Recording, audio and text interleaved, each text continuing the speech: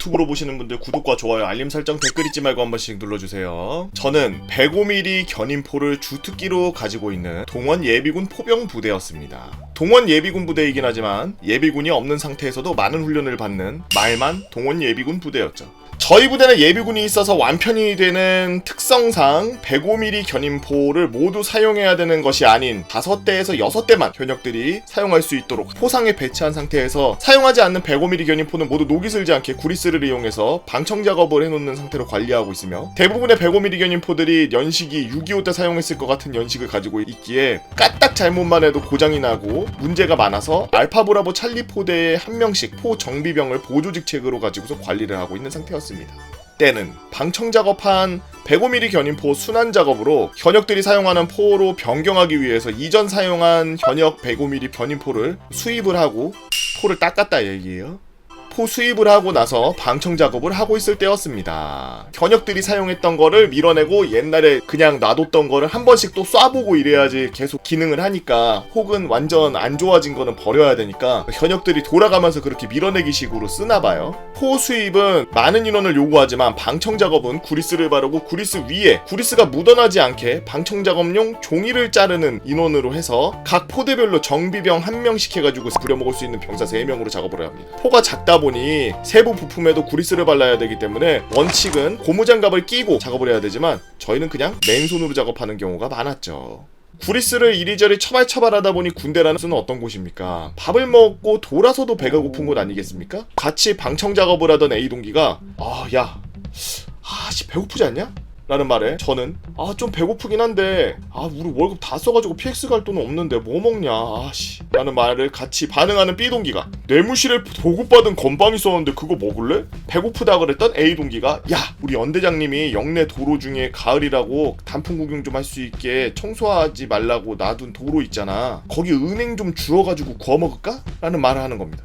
저희 관리구역 중 하나인 영내도로에 기단한 도로가 있는데, 겨울에는 눈 오면 치우고, 가을에는 낙엽 치우고, 여름에는 배수 작업하고, 봄은 벚꽃잎 치우는 거지같은 도로가 하나 있었는데, 이번에 연대장님이 가을이고 낙엽도 떨어지니 낙엽 쌓이게 해놓고서 운치를 느껴보자면서 차량 운행을 막은 도로가 있었던 거죠. 낙엽 하면 은행잎인데 은행잎 하면은 은행나무 열매가 있지 않겠습니까? 사회에서 술집 가면은 맨날 먹었던 은행 열매 구이를 생각하면서 같이 작업하던 애들 3명과 도로에서 똥냄새가 나는 은행 열매를 한 소쿠리 담아서 애들을 시켜가지고 은행을 씻어오게 한 다음, 포상은 간부들이 돌아다니니 포 관리 용품을 넣어두고 창고에 들어가서 먹을 준비를 하게 되었습니다. 얼마나 주순 거야? 근데 막상 먹으려고 하니 A동기가 이렇게 많은데 어떻게 구워?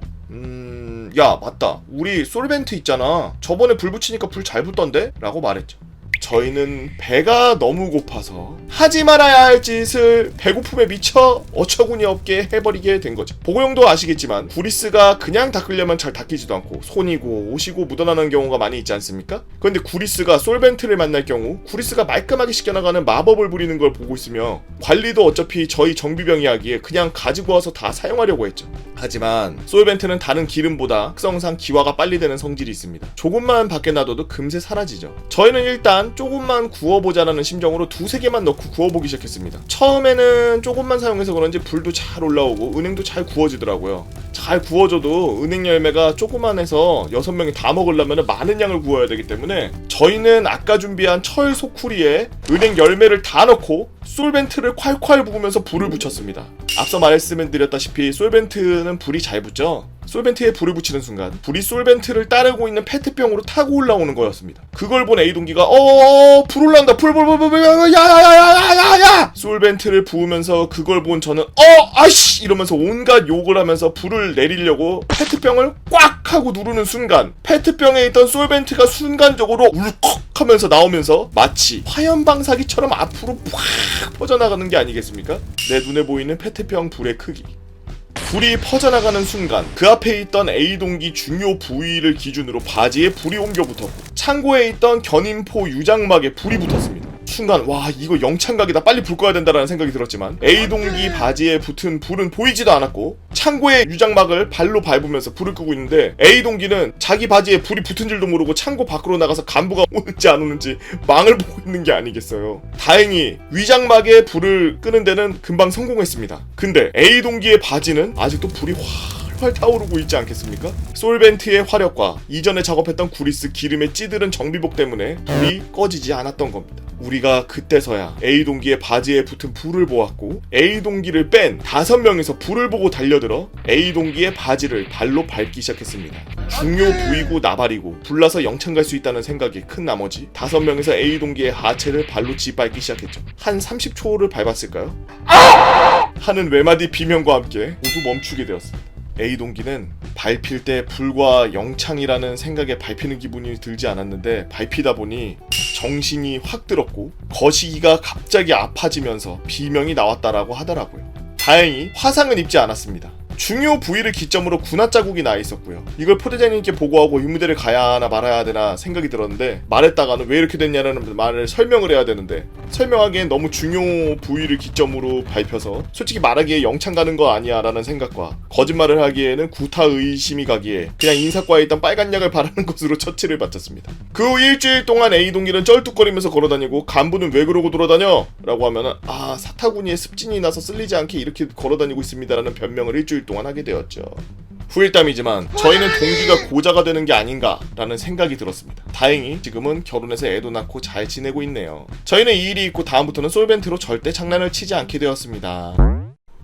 제가 봤을 때는 최근인 것 같지는 않아요. 언제라고 말을 안 하는 거 보니까 한참 옛날이었던 것 같아요. 실제로 구리스 작업하고 그럴 때 장갑들을 막 줘서 장갑을 끼고 하는데 사실 고무장갑이라는 게 그렇게 화학적인 물질이 묻었을 때 내구성이 그렇게 썩 좋지가 않아요. 어떤 거에는 방호를 잘하는데 어떤 거는 갑자기 얘 같이 녹아버린다든지 막 엉망진창이 되거든. 그래서 막 뭐 구리스 칠할 때 만약에 고무가 녹기 시작한다 그러면은 구리스 칠하다가 얘랑 얘 고무랑 같이 막 녹아가지고 제가 지금 계속 이렇게 하는 거 뭐냐면 정비병들은 아실 텐데 저는 군대에 있을 때 정비병 플러스 운전병이었거든요. 그래서 거의 보통 일과 때는 정비를 하고 그 작전이 있다 그럴 때는 이제 운전병을 했는데 요만한 그 타이어 까면은 그 안에 허브라는 게 있는데 위에 바깥쪽으로 해가지고 이렇게 쇠로 된 이렇게 링이 하나 있어요. 거기 안에 이제 구리스를 채워놓고 그래서 쇠봉 같은 게 이렇게 수십 개가 들어있고 걔가 바퀴에서 나오는 그런 마찰 같은 거를 줄여주는 바퀴가 이렇게 흔들거리지 않게 잡아주면서 마찰을 줄여주는 뭐 하여튼 그런 게 있는데 여튼 그거 할 때 이렇게 이제 구리스를 들 때 그 사이사이에다가 이렇게 집어넣거든요. 여기다가 구리스 한 덩이 놓고서 이렇게 쳐요. 이렇게. 그 구리스를 이렇게 작업을 다 하고 나면 손 사이 막 이런데 손등 막 이런데 엄청 막 기름이 잔뜩 껴. 이게 막 음식하면서 아마 기름 만져보신 적 있을 텐데 버터 같은 거 그런 거 그냥 생으로 이렇게 바른 느낌이에요. 그거보다 한 10배 정도 더 찝찝해. 버터 같은 거야 먹는 거니까 조금 이렇게 묻어있고 닦다가 약간 미끌거리고 그래도 그냥 생활해도 되는데 이거는 완전 화공약품이거든. 그래서 장갑을 안 끼고 거의 맨손으로 할 때가 되게 많아. 맨손으로 작업하고 그 다음에 어떻게 하냐? 솔벤트를 쪼로로 따라서 그다음에 손을 닦아요. 솔벤트에다가 이렇게 해서 손을 이렇게 씻으면 정말 거짓말같이 이 피부에 있는 기름이 날아가요. 우리 몸에는 이 피부를 지키기 위해서 지방층이 있고 지방이 이렇게 조금씩 나오거든. 그 기름까지 싹 다 날아가. 그래서 에어건으로 쉬 이렇게 불면 손가락 끝 알이 있는데 요런 데가 다 갈라져요.